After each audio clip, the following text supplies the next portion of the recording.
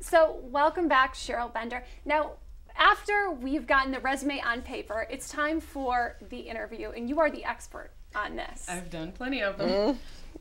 Well, I would say when you are getting ready to go to an interview, I think it's very important to do a dry run. Okay, not just practice, interview questions. Get someone to ask you some typical interview questions. Well, what are typical interview questions we should be prepared to answer? Well, I know that in my organization, we always ask the candidates to tell us about their education and their experience so far as it relates to the position they're interviewing for.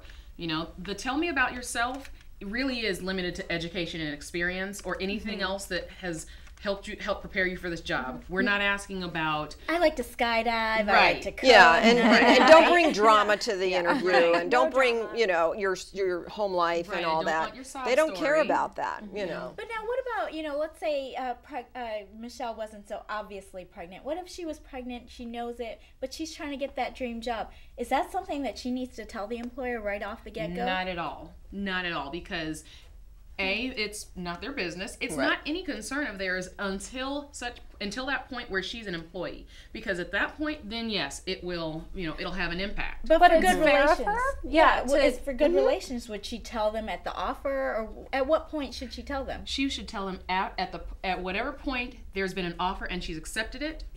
Oh, after accepting. Afterwards. Now, for me, I'm not having a baby anytime soon, but I definitely may take a job that I know personally I'm not going to stay in very long. And as an employer, do you think it's fair of me to take that job and have the company invest in me if I know that maybe this isn't my career trajectory? Not particularly. I mean, from the perspective of an employer, I would say no, but whatever you do, if obviously you have to search for a job with your self-interest at heart. So if that is in the back of your mind, then I would suggest don't necessarily share that, because that'll probably take you out of the running.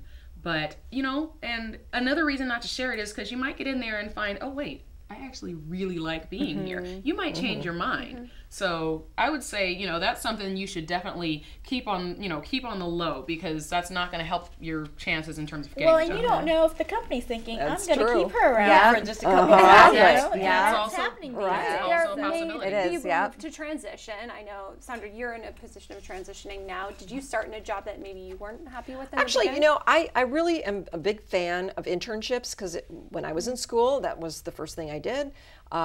It brought on a great opening for a career.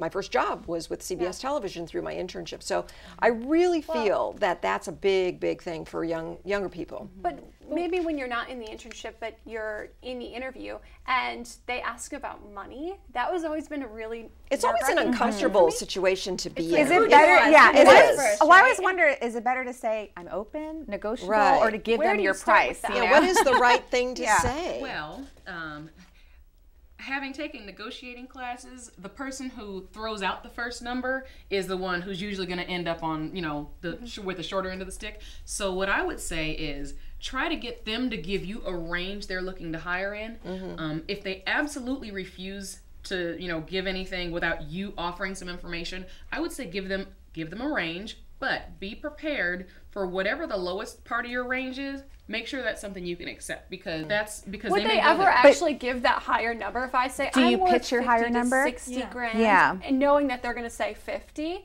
Why wouldn't I just Which say number 60? do you pitch? If you really like someone, would you bend the rules a little bit?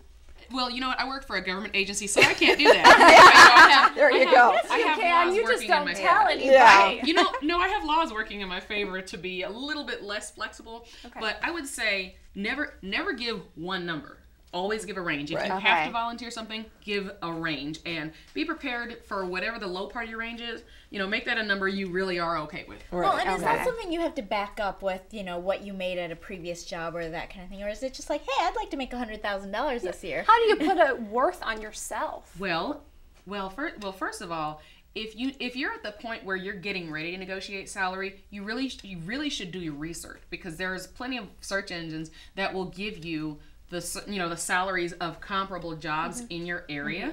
So you should already have that kind of ballpark range in mind when you go into it. And then, of course, you don't want to sell yourself short But you also need to look at the kind of organization that you're trying to get into, because if it's a nonprofit, then they may not have as many funds to work with. And it's tricky too, because I've even had trouble with this, and maybe this is just a confidence issue, but pitching the number that may seem relevant, and I think, oh, I don't deserve that, and I kind of almost shy away from it. Is that a woman thing? Is that why women aren't making the money that men are? Because I mean, it's a considerable difference. Absolutely. But are we selling ourselves short here? Absolutely. I mean, when you're in the job search and when you're going for this, you have to go for the gold. I mean, just throw out a number, throw out a range, and the worst thing they can say is no. Right. If they, if they want you to have that job, they'll counter. They'll absolutely. go back Yeah, and I forth think that's a with good thing. I really feel you have to have confidence going in, and know that you're worth it. Really psych yourself up to know that you're worth it. I think you always have that fear that, if I pitch them a number that's too lower, or if I pitch them a number that's too high, then maybe they're going to go with a different candidate who doesn't want as much, or something like that. Knowing what you're worth, I think it's also relevant to know what job you're able and capable of doing as well. So when you're finding jobs, for instance, online, on Craigslist or on these career builders, monsters, and where should women look to in finding these jobs and in submitting? Well, I'd like, it's a good idea to go back to those professional associations, because especially if you're looking in a certain field, I mean, Monster, Career Builder, those are all fine, but they have a lot of really general jobs too. And if you want to get something that's specific for your field, then it's a good idea to go to those professional associations, because they always have job listings on their websites. How vital is LinkedIn these days? LinkedIn is awesome. LinkedIn is awesome. I mean, LinkedIn is the business version. It's the business social media, and your LinkedIn profile can work wonders for you. And in fact, that's a piece of networking too, because not just with the business connections that you have with people, but you can also join groups on LinkedIn. And it's appropriate to reach out and follow up. You know what? It is, but you have to be careful of the kind of connections you try to make. Make sure that if you're reaching out to a recruiter, there's not a conflict of interest. You don't try to schmooze the person who's trying to give you the job. And what about, is the thank yous, or how essential is it that you send a thank you letter? And should it be email or mail? You know what? Email is just too easy. You can toss one off on the phone, in the car, from your smartphone. Send a thank you note. I think it's more memorable. It is. I mean, certainly if you received a thank you note in the mail, you treasure it. I have every thank you note I've ever received. Really? Wow. I keep a file. We'll send you one. Well, we're going to send you a thank you note for being here. Thank you so much. We really appreciate it. And thank you so much for tuning in. Good luck job hunting, ladies. We'll see you next time.